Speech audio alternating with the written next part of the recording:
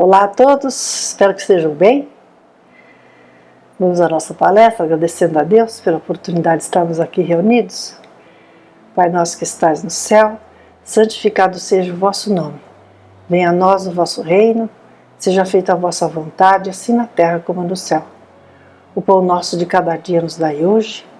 Perdoai as nossas dívidas, assim como procuramos perdoar aos nossos devedores. Não nos deixeis cair em tentação e livrai-nos do mal. Graças a Deus e graças a Jesus. Que Jesus abençoe nossa reunião. Gostaríamos de falar hoje sobre o perdão. Vimos na semana passada que a paciência e o perdão estão intimamente ligados.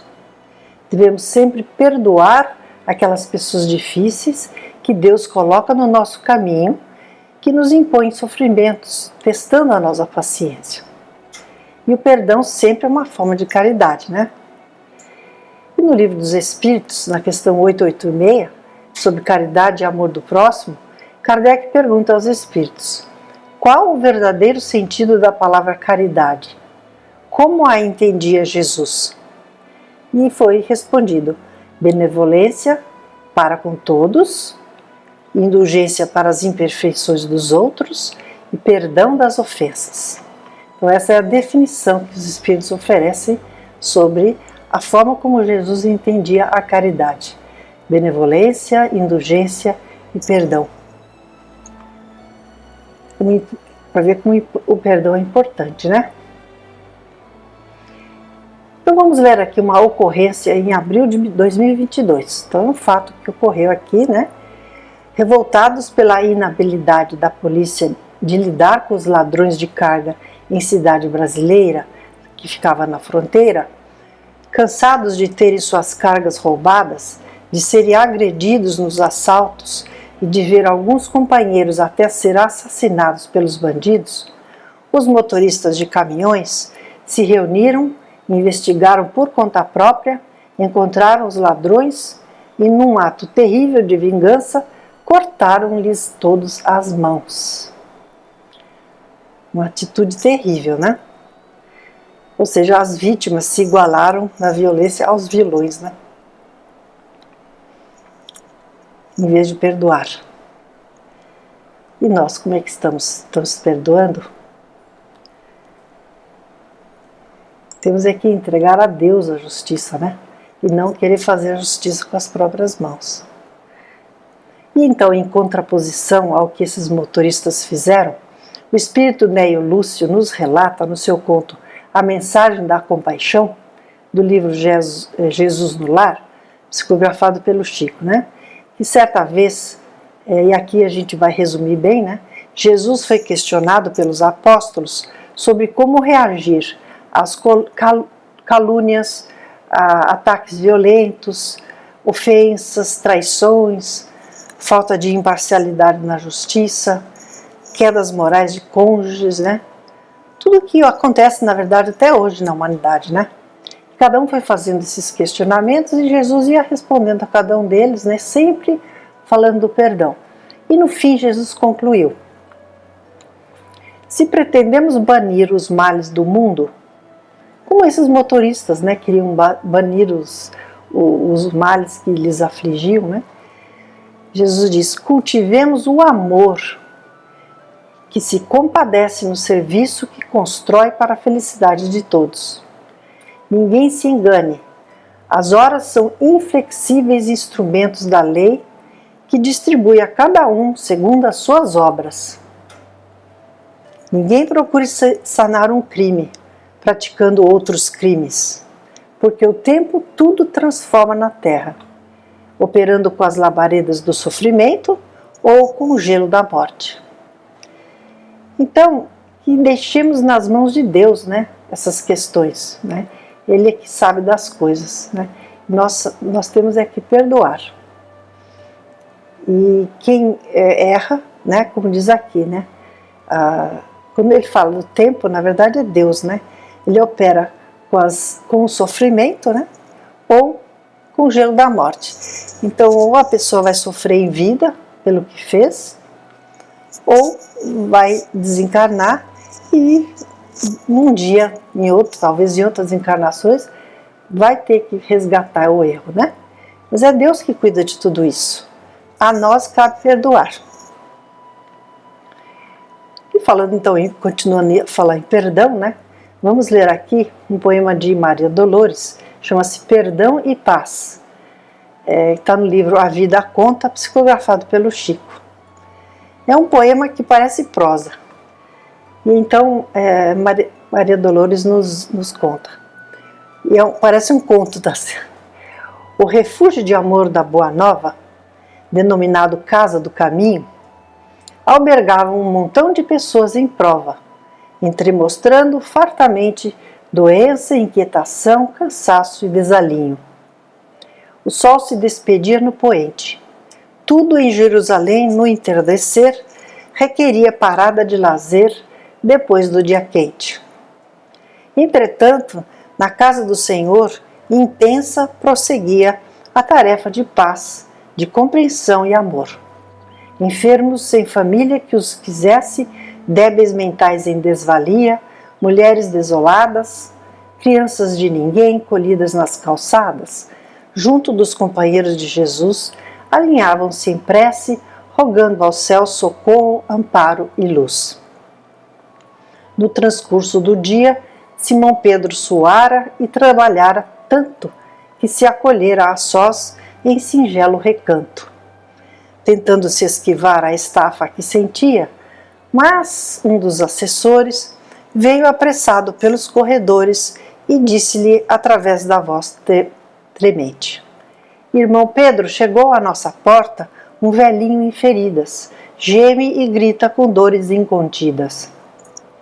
E o rabino, é o rabino Joás, que conheceis, antigo fazedor de nossas leis.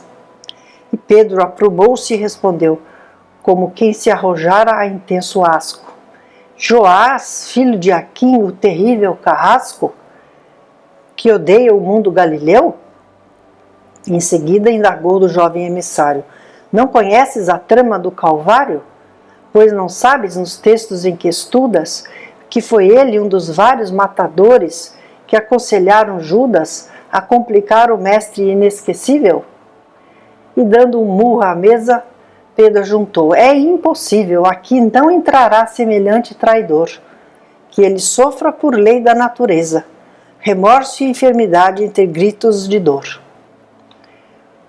Cumpro o que penso e falo, eu mesmo irei à porta a fim de despachá-lo. Descia a noite devagar, a penumbra invadia o grande lar, e Pedro avançava para a entrada, mostrando na expressão a alma rude e agitada. Mas quase rente à porta, um homem sereno nele cravou o olhar, calmo e profundo. O apóstolo excitado o reconheceria, fosse onde fosse, em todo o mundo. Era Jesus, o mestre nazareno. Empolgado de pranto e de alegria, Simão interrompeu atarantado: A que vinde, Senhor? Ordenai o que for de vosso agrado. O Cristo replicou, carregando de amor as palavras sublimes que trazia: Compreendo, Simão, a repulsa que sentes. Não pudeste esquecer as horas de agonia dos nossos dias diferentes. Mas escuta, Simão, é preciso abrandar o coração, olvidar toda ofensa e prosseguir em paz. Olvidar toda ofensa, né? Perdoar a ofensa e prosseguir em paz.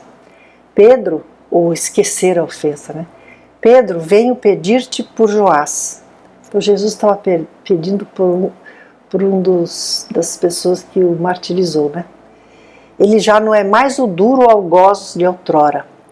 É um pobre penitente que se escora nas chagas que carrega, um enfermo infeliz de alma cansada e cega, que a si mesmo se acusa e se maldiz. Já se vê que Jesus já tinha praticado perdão, né? Recorda a nossa fala de outras vezes. Se Joás te feriu a alma fraterna e boa, Pedro, escuta, perdoa, 70 vezes 7 vezes. Não te detenhas, vai, lembra o infinito amor de nosso Pai. Cada qual pagará pelas culpas que tem, na justiça que vela sem cessar. Quanto a nós, cabe sempre a tarefa do bem, aprender e servir, compreender e amar. Auxilia-me, enfim, faze o bem a Joás, qual o fazes por mim. Dissolveu-se na sombra a divina figura. O apóstolo chorou, tocado de amargura. Depois ganhou a porta em ritmo apressado. Um homem seminu jazia esfarrapado, estirado na pedra à sua própria frente. O antigo pescador contemplou o doente e inquiriu sobre ele ao tristonho rapaz, que se punha a assisti-lo. O moço esclareceu: amigo, este é Joás, que pede proteção ao teto deste asilo. Está mudo, febrento, desprezado. Recebei-o por Deus ao vosso lado. Por tutelado e amigo, o rabino de outrora hoje é um triste mendigo. Então ele provavelmente já estava resgatando tudo que tinha feito de mal, né? Transformado, Simão alçou Joás ao nível de seu próprio coração. Então ele carregou Joás no colo, né? Depois falou para o interlocutor: ide em paz, deixai Joás conosco, é nosso irmão, ele pertence agora ao nosso amor, tal qual se fez e tal qual se apresenta. E o perdão foi dado, né? De coração por Pedro. E enquanto o jovem sai, como quem não se atrasa, a fim de obedecer aos seus chefes hebreus, Pedro aditou em voz tranquila e atenta: ele será mais nosso em nossa casa, que esta casa é de Deus.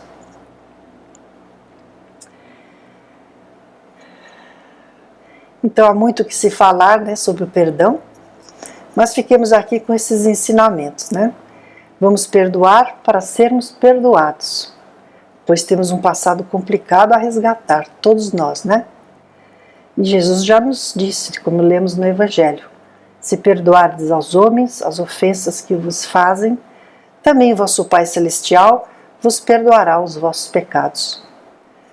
Lembremos-nos que Jesus, conforme lemos no conto, nos recomenda cultivar o amor para banir o mal do mundo. O perdão é amor, né? Uma forma de caridade. O perdão nos liberta de ódios e rancores que arrastamos pelo tempo. Temos que perdoar a nós mesmos também, né? Para não cultivarmos culpas e abrirmos brechas, sintonizando com más influências. Muito importante, né? O auto-perdão. E além de tudo, o nosso perdão servirá de bom exemplo para encarnados e desencarnados que vivem à nossa volta. Tá certo? Obrigada. Graças a Deus temos tantos ensinamentos, né? Até semana que vem. Tchau.